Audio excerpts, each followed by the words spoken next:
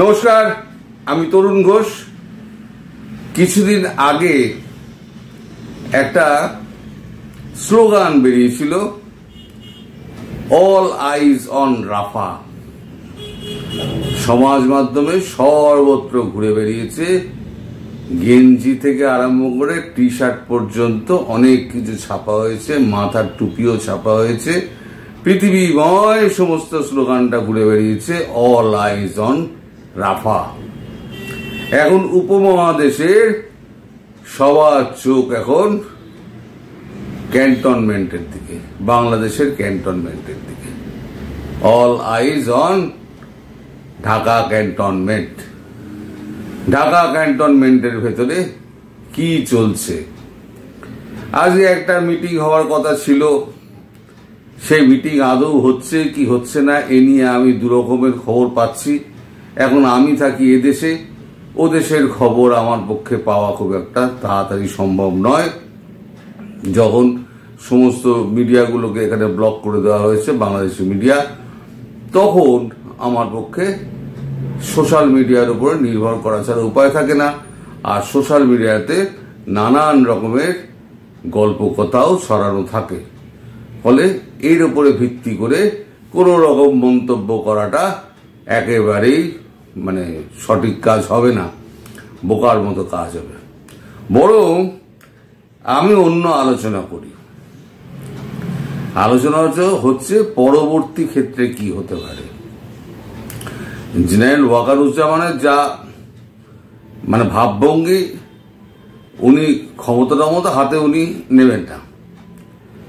উনি বড়জোর ওই যে বলেছেন, উনি 18 মাসের মধ্যে নির্বাচন করতে হবে এবং ইনক্লুসিভ নির্বাচন করতে হবে। আমার মনে হয় ওটাতেই উনি টিকে থাকবেন, ওনার মতেতেই উনি টিকে থাকবেন। শাসন ক্ষমতা গ্রহণ করার ওনার কোন রকম ইচ্ছে, শক্তি, কোনোটাই ওনার বাসনা, যাই বলুন না কেন, ওনার নেই। লোকটা এমনিতে একেবারে সাদা সিধে লোক, কোনো ঝুট ঝামেলার মধ্যে যেতে চান না। কিন্তু দেশের সুরক্ষা, সার্বভৌমত্ব, অখণ্ডতা বজায় রাখার জন্য তিনি যে প্রতিশ্রুতিবদ্ধ, এটা কিন্তু বোঝা যায়। এখন গতকালকে আমাদের এখানে জেনারেল উপেন্দ্র দ্বিবেদী, তার সঙ্গে একটা জেনারেল ওয়াকারের একটা কথাবার্তা হয়েছে। কি কথা হয়েছে দেখুন, সে কথা আমি বলতে পারবো না। নিশ্চয়ই এই সামরিক ব্যাপারেই কথাবার্তা হয়েছে নিশ্চয়ই। এটুকু জেনেছি যে উপেন্দ্র দ্বিবেদী একটা কথাই বলেছেন, অনেক কথার মধ্যে একটা কথা, যে বাংলাদেশে সেনাবাহিনীর সঙ্গে ভারতের সেনাবাহিনীর সম্পর্ক ভীষণ ভালো এবং আমরা চাই সেই সম্পর্ক ভালোই থাকুক। এমন কিছু আমরা করতে চাই না যাতে বাংলাদেশের অভ্যন্তরে ঢুকে আপনাদের মাথা নিচু করা। কারণ ভারতীয় সেনাবাহিনীর পরাক্রম সম্পর্কে পাকিস্তানের সঙ্গে যুদ্ধে সবাই, সারা পৃথিবী জেনে গিয়েছে যে ভারতীয় সেনাবাহিনী কি করতে পারে, কি করতে পারে না। এখন এই যে আপনাদের মানবিক করিডোর যেটা হচ্ছে, সেটা নিয়ে এখন তুলকালাম কাণ্ড চলছে। এখন ওয়াকারুজ্জামান মানবিক করিডোরের বিপক্ষে, তিনি মরে গেলেও মানবিক করিডোর উনি দেবেন না। এখন মানবিক করিডোর পাওয়ার ব্যাপারে শেষ চেষ্টা করেছিলেন গতকাল আমেরিকার চার্জ দ্য অ্যাফেয়ার্স, তার 2 সাঙ্গপাঙ্গকে নিয়ে এসে বহুক্ষণ বোঝানোর চেষ্টা করেছেন, তারাও ব্যর্থ হয়েছেন। ইউনূস চায় যে এখানে মার্কিন সৈন্যরা ঘাঁটি ফাঁটি বাঁধলে পরে তার যে পাওনা গন্ডা তিনি বুঝে নিয়ে উনি বিদেশে চম্পট দেবেন। আসলে তো ওনার রোলটা হচ্ছে ডিপ স্টেট, যেটার জন্য ওনাকে এখানে বসিয়েছে, যে বাংলাদেশে একটা সামরিক ঘাঁটি একটা ইউএস বানাবে, তার প্রেক্ষাপট রেডি করে তুমি হস্তান্তর করে তুমি চলে যাও, তারপর আমেরিকান আর্মি পুরো ব্যাপারটা বুঝে নেবে। শেখ হাসিনার বেলা সেটা বলা হয়েছিল, শেখ হাসিনা তখন রাজি হননি, ওনাকে ক্ষমতাচ্যুত করা হয়েছে। এখন গিয়ে এটা কাজটা সম্পূর্ণ করার জন্য উঠে পড়ে লেগেছে মোহাম্মদ ইউনূস। কিন্তু মোহাম্মদ ইউনূস তো জানে না যে তিনি একেবারে কোথায় হাত দিয়েছেন। এই ব্যাপারে রাশিয়াও মোটামুটি একটা আঁচ পেয়ে গেছে, আঁচ অনেক আগেই পেয়েছে। কিন্তু ইদানিং শোনা যাচ্ছে ভ্লাদিমির পুতিন যখন কনফার্ম করেছিলেন ভারতবর্ষে আসার ব্যাপারটা, তখনই নাকি নরেন্দ্র মোদীর সঙ্গে তার এই হিউম্যান করিডোর নিয়ে এবং মার্কিন উপস্থিতি নিয়ে তার সঙ্গে নাকি একটা বিস্তারিত আলোচনা হয়েছে এবং রাশিয়া বলেছে যে এটা কোনো মতেই মেনে নেওয়া যাবে না। চীনের কি মতামত তা এখন জানার চেষ্টা করা হচ্ছে। মোটামুটি একটা জানা গেছে যে আমাদের বিদেশমন্ত্রীর সঙ্গে চীনের বিদেশমন্ত্রীর একটা কথাবার্তা হয়েছে এবং চীনও চায় না যে এখানে মার্কিন কোনো সৈন্যের পদার্পণ ঘটুক বা তারা কোনো বেস বানাক। কারণ ডোনাল্ড ট্রাম্প তিনি সকালে এক কথা বলেন, বিকেলে এক কথা বলেন। তিনি মাঝে মাঝে এমন মিথ্যের মধ্যে সত্যি জড়িয়ে দেবেন, সত্যির মধ্যে মিথ্যে জড়িয়ে দেবেন, সেটা ধরার শিবের বাবার সাধ্য নেই। তো যাই হোক, এই ট্রাম্প কিন্তু বলেছিলেন প্রধানমন্ত্রী হিসেবেই শেখ হাসিনা বাংলাদেশে প্রত্যাবর্তন করবেন। আবার তিনি চোখ টোক বুঝে এই সমস্ত সেনাবাহিনী করিডোর এই সমস্ত কিন্তু করে যাচ্ছেন। ফলে ট্রাম্পকে এখন আর কেউ না চীন ভরসা করছে না রাশিয়া ভরসা করছে। রাশিয়া ধোঁকা খেয়েছে কোথায়? রাশিয়া ধোঁকা খেয়েছে ইউক্রেনের যুদ্ধে। কারণ সমস্ত বড় বড় কথা বলে এবং তারপরে সমস্ত ভারতকে বড় বড় কথা বলে ভারতীয়দের ভোট টোটগুলো নিয়ে তিনি ক্ষমতায় বসে একেবারে চোখ উল্টে দিলেন। যেমন রাশিয়ার ক্ষেত্রে চোখ উল্টেছেন, তেমন ভারতের ক্ষেত্রে চোখ উল্টেছেন। চীনের ক্ষেত্রে তো একেবারে সে খড়গহস্ত হয়ে উনি একেবারে পুরো বলে করের কুঠারাঘাত করেছেন। ফলে চীনও আছে ক্ষেপে। আর চীনের একটা দুর্বলতা রয়েছে, চীন বাজার খুঁজছে। সেই বাজার যদি ভারতবর্ষ না দেয় তাহলে পরে চীনের অস্তিত্ব কিন্তু সংকটপূর্ণ হয়ে যাবে। সেক্ষেত্রে চীন ও ভারতকে চটাতে চাইবে না এবং যেখানে আমেরিকা বেস করতে চাইছে সেখানে চীন তো কখনোই এটা মেনে নেবে না।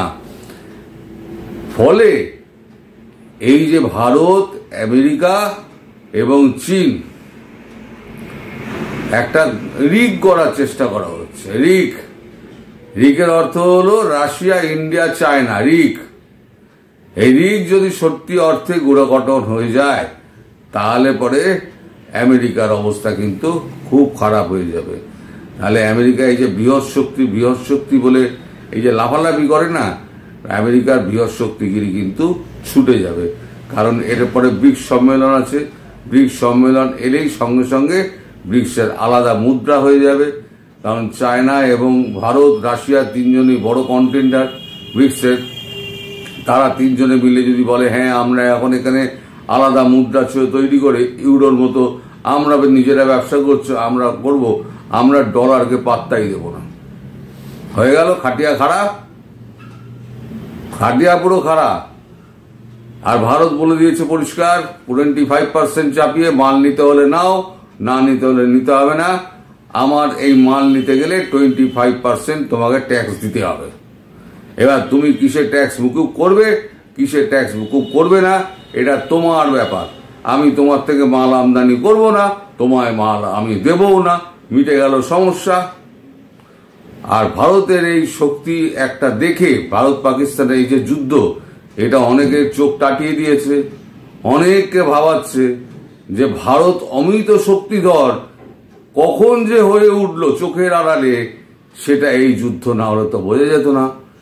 এখন ফলে ভারতকে এখন উপেক্ষা করাও যায় না, আবার ভারতকে আবার মাথাতেও তোলা যাবে না। ভারত হয়ে গেছে এখন বিশ্বের কাছে মাথা ব্যথা। এই 3.5 দিনের যুদ্ধ কিন্তু অনেক পথ পরিবর্তন করে দিয়েছে। যাই হোক, ফিরে আসি বাংলাদেশের কথায়। এখন বাংলাদেশ নিয়ে all eyes on Dhaka cantonment. সেখানে এখন রাশিয়ার চোখ আছে, চায়নার চোখ আছে এবং ভারতের কিন্তু সেন দৃষ্টি রয়েছে। এবং আমি যেটা সকালবেলার ভিডিওতে বলেছি যে এই যে চাল ডাল তেল নুন যে বন্ধ হবে, এইটা কিন্তু মানে এই উপমহাদেশের কোনো দেশ থেকে কিন্তু মানে আনতে পারবে না, পাকিস্তান থেকেও আনতে পারবে না, চায়না অনুমতি দেবে না। বাংলাদেশ যদি মনে করে আমি পাকিস্তান থেকে আনবো, পাকিস্তানও আনতে পারবে না। দেখুন, পাকিস্তান মোটামুটি যতই মার খাক, পাকিস্তান কিন্তু বেঁচে থাকবে। বেঁচে থাকবে তার একটাই কারণ, সেটা হচ্ছে পাশে হচ্ছে ইরান, তার পাশেও তার আগে হচ্ছে গিয়ে আফগানিস্তান। সেখানে পোস্ত চাষ হয়, সেখান থেকে আফিং তৈরি হয়, আর ইরান থেকে প্রচুর তেল ব্ল্যাক হয়ে মানে এতে ঢোকে, পাকিস্তানে ঢোকে। এই যে চোরা পথে যে তেল ঢোকে এবং আফিং ঢোকে, পোস্ত ঢোকে, সেগুলো দিয়ে কিন্তু ওদের ব্ল্যাক মার্কেটিং এর টাকাতে কিন্তু পাকিস্তান চলে যায়। বাংলাদেশের কি আছে? বাংলাদেশের পাশেই বা কে দাঁড়াবে? পাকিস্তানের জিও পলিটিক্যাল পজিশন যা, বাংলাদেশের তো তা নয়। বাংলাদেশটাকে ঘিরে রয়েছে 3 দিক দিয়ে একটা মহাদেশ ভারত। ভারত যদি মারতে শুরু করে আর রাশিয়া আর চীন যদি সমুদ্র ঘিরে দেয়, তাহলে পরে বাংলাদেশের তো ত্রুটি চিপে ধরবে সবাই। ওখানে 7 সমুদ্র 13 নদী পার করে এসে আমেরিকা কি করবে? এই উপমহাদেশে কিন্তু একমাত্র গুন্ডা হচ্ছে ভারতবর্ষ এবং একমাত্র গুন্ডা হচ্ছে নরেন্দ্র মোদী। সুতরাং নরেন্দ্র মোদীকে চটিয়ে ডক্টর ইউনূস, আপনি যে ভুলটা করেছেন সেই ভুলের খেসারত কিন্তু আপনাকে দিতেই হবে। আপনি যদি মনে করেন আপনি এদিক ওদিক সেফ এক্সিট পাবেন, আপনি সেফ এক্সিট পাবেন না। হয়তো বাংলাদেশে হয়তো খুব খারাপ অবস্থা হলে ইনক্লুসিভ নির্বাচন হবে, তাতে আওয়ামী লীগ জিতে যাবে।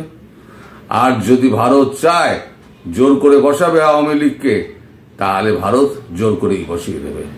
আপনার কোনো ক্ষমতা নেই, আপনার 14 পুরুষের ক্ষমতা নেই যে আপনি সেটাকে উল্টে দেবেন। আর এই ব্যাপারে কিন্তু চায়না, রাশিয়া ভারতের সঙ্গেই থাকবে, কারণ ভারত একটা বিরাট বড় বাজার, যেখানে আপনারা হচ্ছেন একটা ভিখারি। আপনারা মানে আপনি। বাংলাদেশের মানুষ কিন্তু ভিখারি ছিল না। বাংলাদেশের মানুষকে ভিক্ষের থালা আপনি ঝুলিয়ে দিয়েছেন।